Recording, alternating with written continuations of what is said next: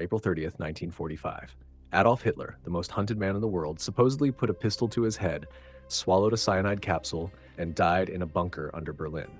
And then, poof, the man who conquered most of Europe vanished without a trial, without a photo, without a body, and, most importantly, don't ask questions. The Russians said so.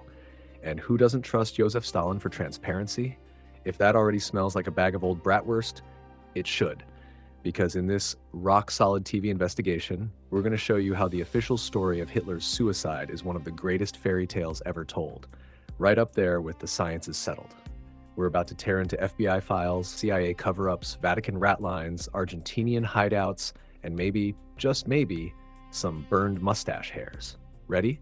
Because the only thing that actually died in that bunker was the truth. Unfiltered truth. Unshakable faith. Welcome to Rock Solid TV. The bunker fairy tale. Let's get this out of the way. The entire official story of Hitler's death goes something like this. He was cornered in Berlin. He married Eva Braun for 5 minutes. Then they both killed themselves, were burned in a shallow grave, and the Soviets scooped up the remains. The end. No trial, no witnesses, no dental records, until 20 years later, of course. And somehow, despite being surrounded by enemies, his body was completely destroyed, save for a few bone fragments the Soviets kept like baseball cards.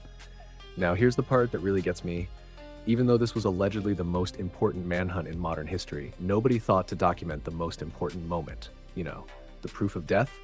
No photos, no autopsy, no video, just a burned couch, some ashes, and Stalin mumbling, "Trust me, bro." But don't worry. The history books said he was dead, and they'd never lie, right? The FBI knew and did nothing. In 2014, thanks to the Freedom of Information Act, the FBI declassified over 700 pages of documents detailing post-war investigations into, wait for it, Hitler sightings. That's right. According to J. Edgar Hoover's own agency, there were multiple credible reports Hitler had escaped to South America. One report states he was living in Argentina. Another described him as clean-shaven, living in the Andes. Some even mentioned submarine drop-offs, German compounds, and Nazi support networks embedded throughout Argentina and Chile. So what did the FBI do? They filed the reports, stamped them with a polite, closed, insufficient evidence, and moved on to wiretapping your grandma's church potluck. Let me get this straight. The FBI chased Martin Luther King's love life like a telenovela, but didn't care that the most infamous war criminal of all time was possibly sipping yerba mate in Patagonia? Sounds about right. Operation Paperclip. Friendship is forgiveness. Before we go full South America, let's talk about a little love note from Uncle Sam called Operation Paperclip. After World War II, the US government, in its infinite wisdom, decided to rescue over 1,600 Nazi scientists. Why? Because nothing screams freedom like hiring the guys who made V-2 rockets, nerve gas, and concentration camp experiments. And who was among them? Wernher von Braun, literal SS officer, later hailed as a hero at NASA. Thanks to him, we went to the moon. Maybe, that's another episode. So let me ask you this. If we were willing to forgive and forget with literal war criminals, if we hired them, funded them, celebrated them, then is it really that crazy to think someone might have helped Hitler escape too? Especially if he had leverage, or knowledge, or the right connections. Spoiler alert, he did. The Vatican's holy ratlines.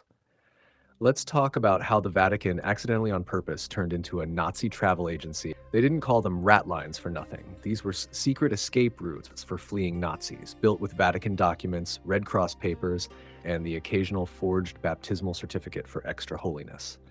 One man, Bishop Alois Hudal, openly admitted he helped Nazis escape because he didn't want the spiritual strength of Europe to die. I guess spiritual strength now includes mass murder and fascism. Who knew? These ratlines smuggled out Adolf Eichmann, Josef Mengele, Klaus Barbie, and thousands of SS officers, many of them through Italy and into, you guessed it, Argentina. You know what they say, all roads lead to Rome. Argentina, the Nazi retirement village. Here's where it gets spicy. Argentina under Juan Perón was basically Nazi summer camp. He welcomed fleeing Germans with open arms, a wink, and a fresh passport. Whole towns were set up, Alpine-style villages with schnitzel, swastikas, and strong opinions about race. There were schools, bakeries, ski lodges, and oh yeah, heavily guarded compounds deep in the forests surrounded by lakes and mountains. Very scenic. Enter Inalco House, a remote, fortress-like mansion allegedly used as Hitler's hideout. Locals claimed a tall, mustached man lived there under heavy protection. They described secret meetings, armed guards, German doctors, even a private airstrip and submarine access. But sure, he totally died in Berlin. Don't mind the German-speaking town in the middle of Patagonia named New Bavaria. Nothing to see here. Grey Wolf and dead researchers. In 2011, two investigative journalists, Gerard Williams and Simon Dunstan, published a book called Grey Wolf: The Escape of Adolf Hitler. They laid out the South American eyewitness accounts, property records tied to Nazi financiers, a birth certificate for a child allegedly fathered by Hitler, veterinary records for Eva Braun's dogs in Argentina. Their conclusion?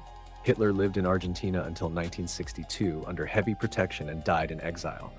Of course, the media treated them like lunatics. But here's the thing. Gerard Williams died suddenly in 2021, right before finishing the film adaptation. The other co-author went silent. Another Argentinian researcher working on Nazi compounds also found dead. Heart attack. No autopsy. Now, I'm not saying anything for sure, but when truth gets too close to the surface, history has a funny way of digging new graves. The skull. Remember the Soviets' proof of Hitler's death? That tiny charred skull fragment? In 2009, a US team did DNA testing. The result? Female. Not Hitler. Not Eva Braun either. Oops. So what did they really find? Probably some poor secretary who got caught in the blast, cremated, and then turned into Hitler's remains because Stalin needed a headline. Classic Soviet PR. The truth? There is zero physical proof of Hitler's death. None. Nada. Zip. Just stories, ashes, and a narrative built like IKEA furniture, fragile, fake wood, and falling apart the second you look at it sideways. Why let him go? This is the real question. Why let him escape? Why not capture and put him on trial like Nuremberg? The answer is as dark as it is simple, because he knew too much. Hitler had connections with global bankers, the Vatican, occult secret societies, and elite families with bloodlines longer than your mortgage. If Hitler stood trial, a whole house of cards would collapse. He would have named names, exposed who built him, who funded him, who supplied the oil, the steel, the banks, and that was not allowed. So the story was closed, the witnesses silenced, and the public fed the same bedtime story for 80 years. Even if Hitler died, the machine he built didn't. The Nazis went into NASA, Big Pharma, look into Bayer's past, mind control experiments, hello MK Ultra, the intelligence agencies, shout out to Operation Gladio. The so-called Third Reich morphed into something worse, a Fourth Reich without borders, weaponized through technology, media, and finance. And the world bought it, wrapped in flags, sold through fear, marinated in lies, and we still call it freedom. The bunker was a stage. The escape was real. So what really happened in 1945? Did Hitler die in a bunker? Or did he escape through a Vatican-backed, CIA-approved Ratline into Argentina, where he lived out his final days sipping wine and reading fake news? Based on the evidence, based on the declassified files, based on the entire mountain of reasons to lie, the answer is clear. The bunker was a stage. The ashes were a distraction, and the escape, it wasn't just possible, it was likely. This is Rock Solid TV. We don't trust liars in uniforms. We don't worship narratives wrapped in flags. And we sure as heaven don't stop asking questions just because someone says, that's been debunked. See you in the next one. Stay bold, stay sharp, stay rock solid.